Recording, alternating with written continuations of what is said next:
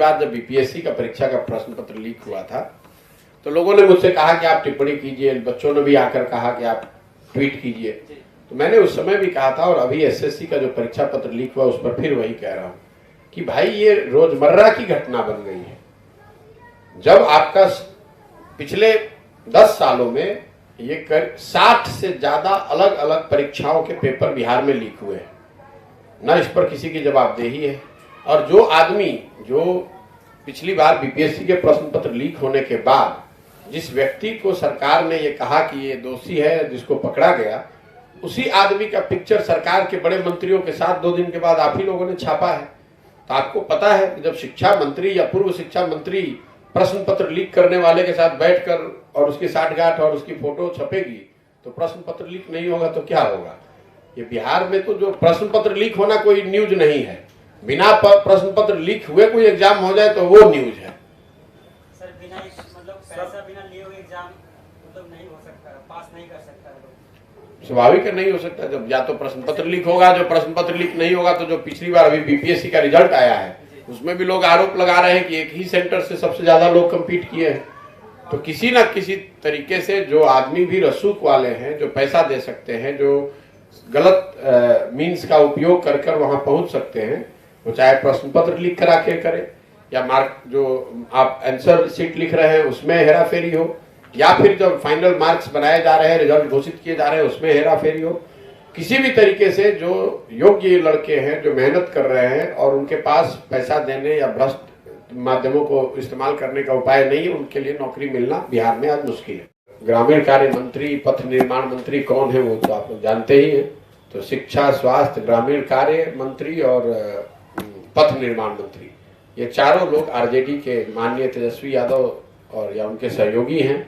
और इसीलिए शायद उनके बेहतर काम को देखते हुए नीतीश कुमार जी ने शायद ये अब सोचा है कि भाई अब इनको और प्रमोट करके मुख्यमंत्री का इन्हीं के नेतृत्व में चुनाव लड़ा जाए ताकि और बिहार की व्यवस्था को और बेहतर बना दिया जाए। तो मैंने इसीलिए कहा कि साहब इतना दिन वेट नहीं करना चाहिए। आज भी तेजस्वी यादव की मेजोरिटी है, बड़ी पार्टी तो आरजेडी ही है। तो नीतीश कुमार जी को 25 तक का इंतजार नहीं करना चाहिए। उन लोगों का जो आरजेडी का काम करने का तरीका है, जो उनका ट्रैक रिकॉर्ड रहा है, बिहार की जनता ने देखा है। और अभी जो लोग काम कर रहे हैं, जिन विभागों के वो इंचार्ज हैं, उनके मंत्री हैं, उन विभागों में जितना बढ़िया काम हो रहा है उसको देखते हुए नीतीश कुमार जी को 25 तक का इंतजार नहीं करना चाहिए। अभी तेजस्वी यादव जी को मुख्यमंत्री बना देना चाहिए ताकि बिहार की जनता बिल्कुल प्रमाणिक तौर पर देख सके कि अगले 3 साल कितना बढ़िया बिहार चलता है और उसके आधार पर वोट कर सके। बेकार में चुनाव के समय एक नया फेस देने का क्या फायदा है। ये तो नीतीश कुमार जी अपने 20 साल आप रहिएगा और आपके कार्य पर वोट न हो इसलिए चुनाव से पहले किसी दूसरे का फेस लाइएगा, वो तो ठीक नहीं है। जिस व्यक्ति जब उन्होंने घोषणा कर ही दी है कि भाई महागठबंधन लड़ेगा चुनाव तेजस्वी जी के नेतृत्व में, तो तेजस्वी जी को मुख्यमंत्री बना देना चाहिए। मेरा अभी तक का अनुभव जो है 80-82 दिन का चलने का, सारी योजनाओं और लोगों की स्थिति पर मैंने बात करी। राजनीतिक टिप्पणी ये है कि ये जो स्वास्थ्य, शिक्षा, सड़क, कृषि, ये सारे डिपार्टमेंट आज आरजेडी के पास हैं, पहले भाजपा के पास थे करीब करीब शिक्षा को छोड़कर। तो चूंकि अब जब सारा डिपार्टमेंट उन्हीं के पास है और उन्हीं क्षेत्रों में इतना जनता नीचे काम बढ़िया देख रही है, जब मुख्यमंत्री तुरंत बना देना चाहिए ताकि बिहार की जनता को भी देखने को मिले कि कितने बड़े विजनरी लीडर हैं तेजस्वी जी और कितना बढ़िया वो काम करेंगे जिसके आधार पर वो वोट कर पाए। स्वास्थ्य सेवाओं पर मैं कोई टिप्पणी नहीं करूंगा, इसलिए टिप्पणी नहीं करूंगा कि ये बेमानी है टिप्पणी करना।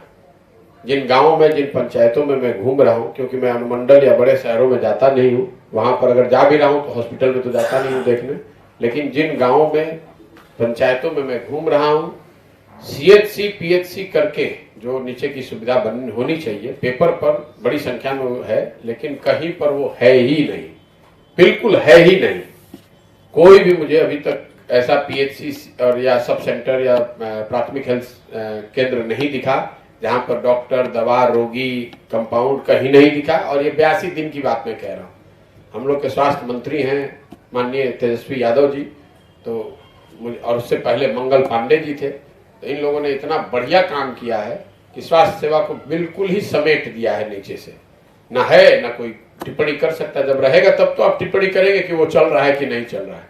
चल ही नहीं रहा, जब है ही नहीं तो अब टिप्पणी क्या करेंगे। ज्यादातर जगह पे गाय भैंस बांधा हुआ है या बच्चे वहां पर खेल रहे हैं या झाड़ फूस उग के चला आया है। अगर आप लोगों ने कोई स्वास्थ्य सेवा केंद्र देखा हो ग्रामीण स्तर पर, सब सेंटर या पीएचसी स्तर पे, तो आप मुझे जरूर बताइए। पलायन के बाद जो दूसरी सबसे बड़ी समस्या है वो स्वाभाविक तौर पर मजदूर, भूमिहीन जो मजदूर हैं वही लोग पलायन ज्यादातर कर रहे हैं, छोटे किसान।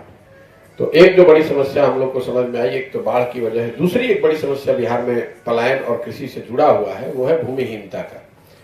बिहार में अगर आप आंकड़ों को देखेंगे तो करीब करीब 60%